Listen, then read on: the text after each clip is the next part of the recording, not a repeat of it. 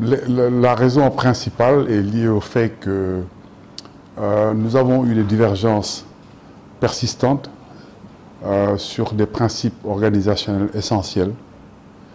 Et je me suis rendu compte qu'il était devenu impossible de réduire cette divergence, ce qui a fait que je n'avais plus la motivation nécessaire et la foi suffisante pour continuer l'aventure. C'est dans ces conditions que j'ai pris mes responsabilités en arrêtant l'aventure, en me séparant, en démissionnant de la plateforme.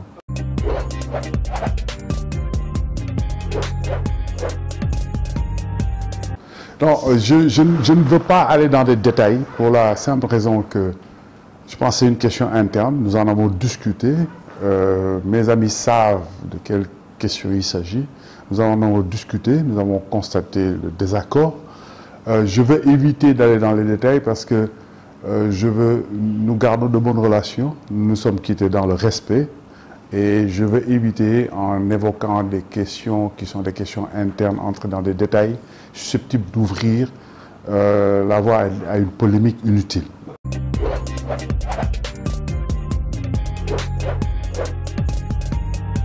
Non, non, pas tout à fait. Parce qu'en réalité, c'est un processus. Le constat des divergences a largement précédé la question des élections. Je dois quand même reconnaître que le processus électoral a été un révélateur supplémentaire de ces divergences et que je n'étais pas du tout d'accord dans les conditions de participation de la plateforme aux élections.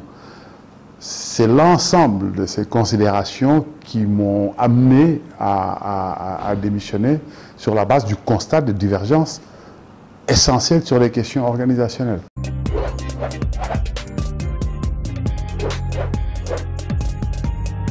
Mais l'attentat, c'est quoi? L'attentat, c'est une démarche qui porte gravement atteinte à l'état de droit, c'est-à-dire à la primauté de la loi. Et c'est flagrant. Parce qu'on ne peut pas imaginer qu'un parquet dise qu'on dénie à quelqu'un l'immunité parlementaire pour quelque temps après demander la levée de son immunité parlementaire. C'est pour ça que je parle d'attentat à l'état de droit, parce que c'est une démarche délibérée de détournement de la loi au service d'intérêts politiques. C'est ça qui n'est pas acceptable. C'est pour ça que je parle d'attentat à l'état de droit.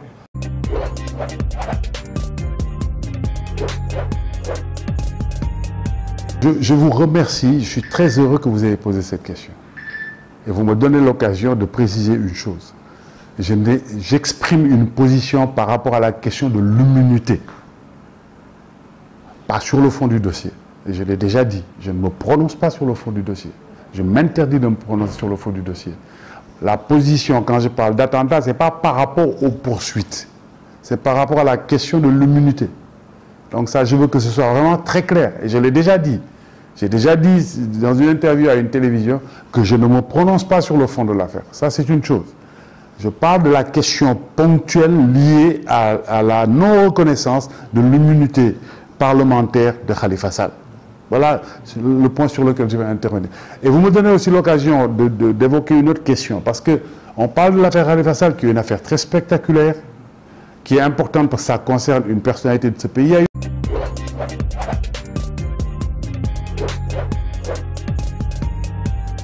C'est le cas de l'affaire l'imam Ndao.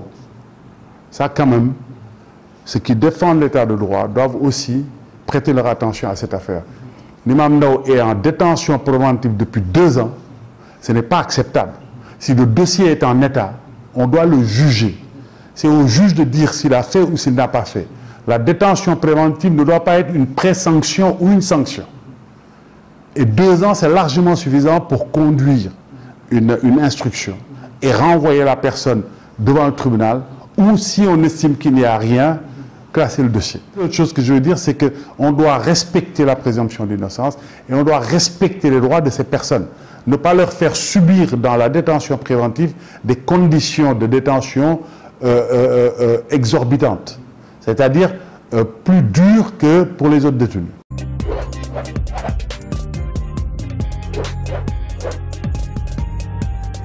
Écoutez, c'est très dur.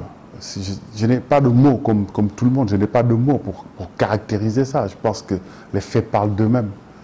Maintenant, je pense que nos États doivent accorder à cette affaire l'importance qu'elle requiert.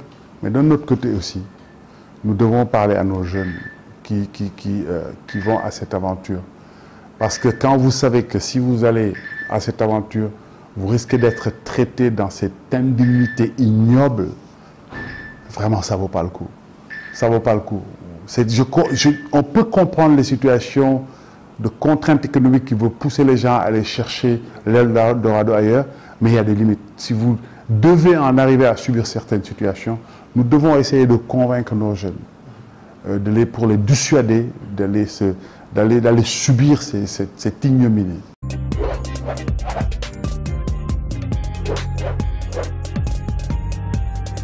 Mon commentaire sur le problème du parc Lambaye, c'est à deux niveaux.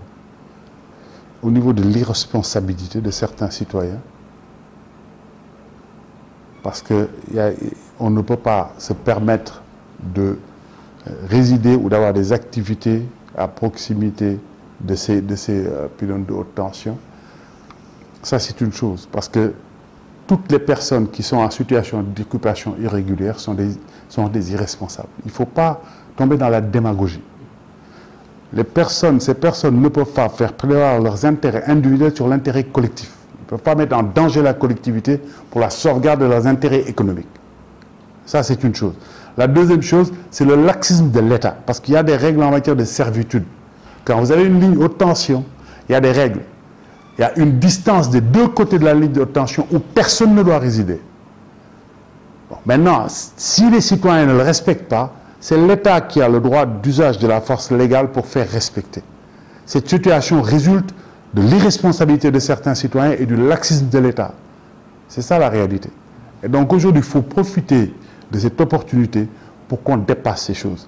Que les citoyens sachent que leurs intérêts individuels ne peuvent pas prévaloir sur les intérêts collectifs.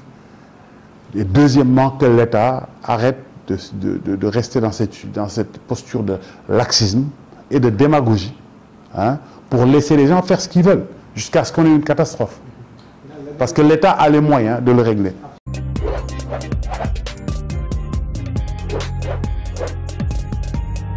Non, de toute façon, comme je l'ai déjà dit, je suis dans une étape de réflexion. À l'issue de ce processus, je prendrai une décision sur la nouvelle orientation que j'entends donner à mon activité politique. Mais d'ores et déjà, je peux dire qu'il est exclu que j'aille adhérer à un parti politique. Mais ce que je vous ai dit, c'est à l'issue du processus de réflexion dans lequel je suis que j'arrêterai une orientation politique et qui ne se limite pas à 2019, évidemment. Je suis dans un processus de réflexion qui n'est pas encore terminé, donc je ne peux pas me prononcer.